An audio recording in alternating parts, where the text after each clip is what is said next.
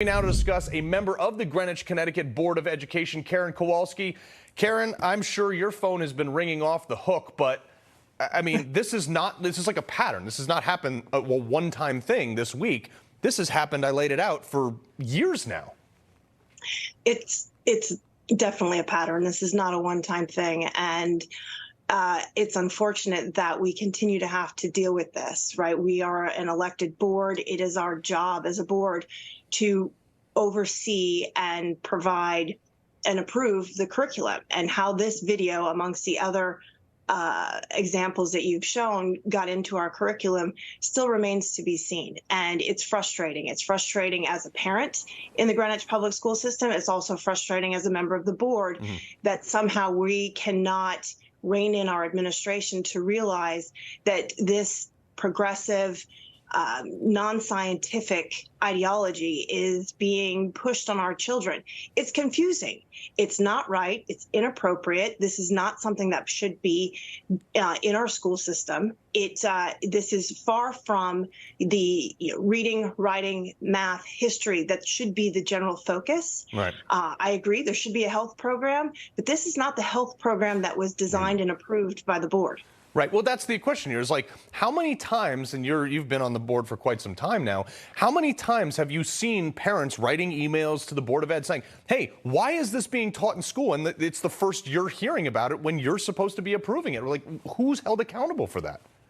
It happens more times than I'd like to admit.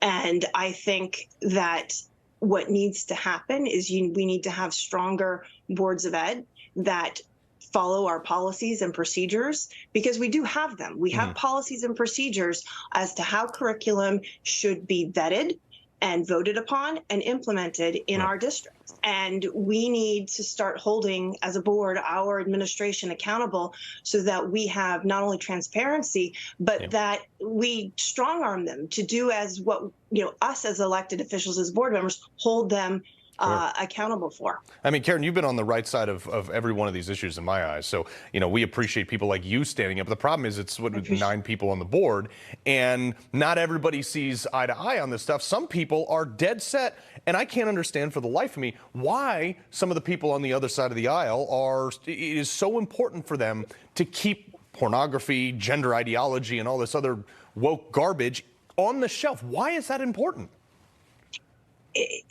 That's the million-dollar question. I don't know why it's important. I don't think this material is appropriate. I, as a parent, don't want this material in front of my children. And I think many of these, I think in a board like ours, where we do have members that are perfectly fine with this type of content in our school system, we need to have the opt-outs so that parents who don't want to have their children with this. Parents did opt out. They did. In this situation, they did. And obviously, it's completely out of line.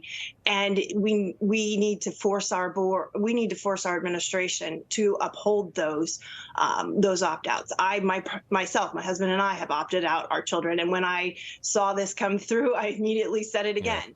But, parents have a lot going on, and we think that once we've opted out, that should be good enough. And unfortunately, it's proven in this case not. Look, we have, and what I do want to say is I think, our teachers are in a hard place, and we have some wonderful teachers here in Greenwich that do wonderful work. And I think the problem is that the transparency with our curriculum, as well as the tone from the top and the leadership, has gotten loosey-goosey. And we haven't provided enough guidance to know what is appropriate and inappropriate for our school children, to the extent that someone can't make that judgment call. But it needs to come. It needs to come from the board, and our board is at fault as well. I'll take blame for that, as well as our administration. We need to force and we need to push them to uphold the policies as we put in place. Yeah, well, Karen, I can say I appreciate you fighting for this, but I will say if a teacher doesn't have the judgment and they show something like this, that's on them, and I don't think that's a good teacher. But Karen Kowalski, Greenwich Board of Ed, we do appreciate you joining us. Thanks for having me, Carl.